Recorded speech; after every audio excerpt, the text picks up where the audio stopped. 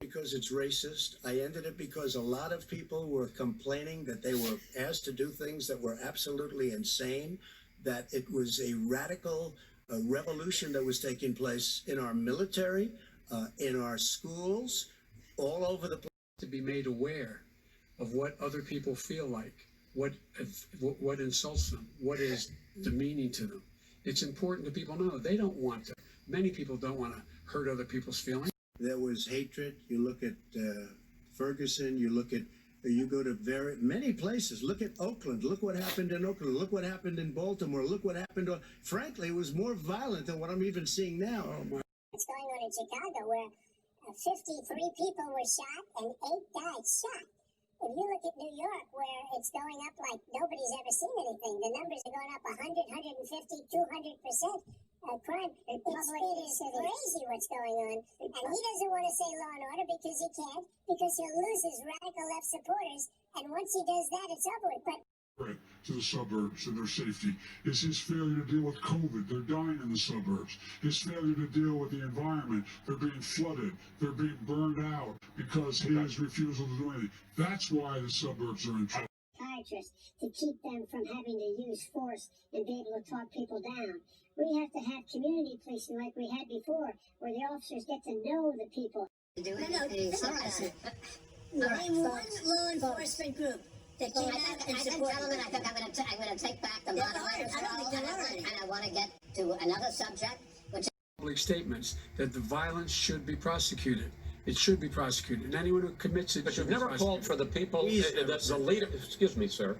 You have never called for the leaders in Portland and in Oregon to bring in the National Guard and knock off 100 days of riots. They can, in fact, take care of it if he just stay out of the way. Look here. Oh, really?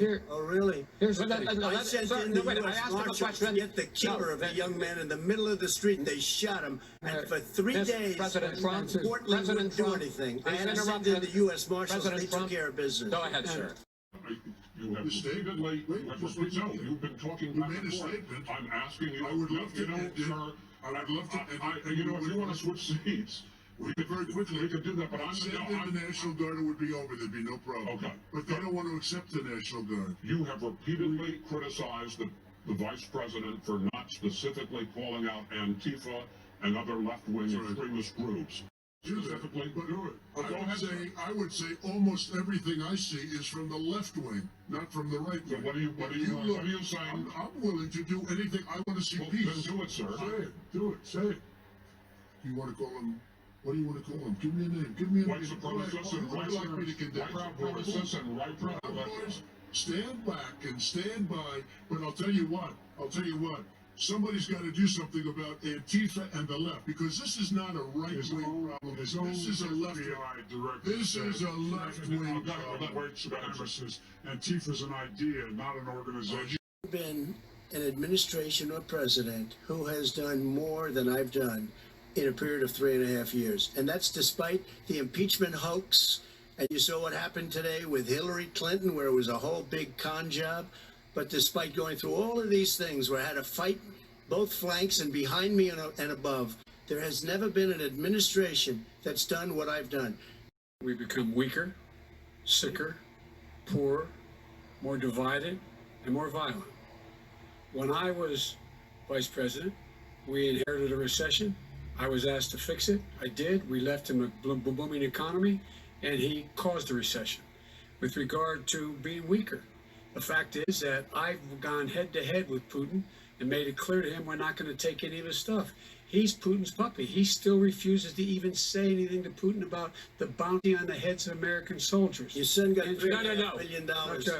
And by the way, Mr. my son, wait a minute. Mr. President, your campaign agreed. before, in terms of being more violent, when we were in office, there were 15% less violence in America than there is today. He's president of the United States. It's on his watch. yes, I think to an extent, yes. But I also think we have to do better management of our forests. Every year, I get the call, California's burning. California's burning.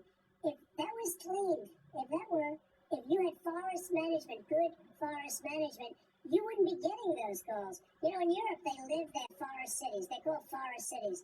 They maintain their forest. They manage their forest. I was with the head of a major country. He said, sir, we have trees that are far more, they ignite much easier than California.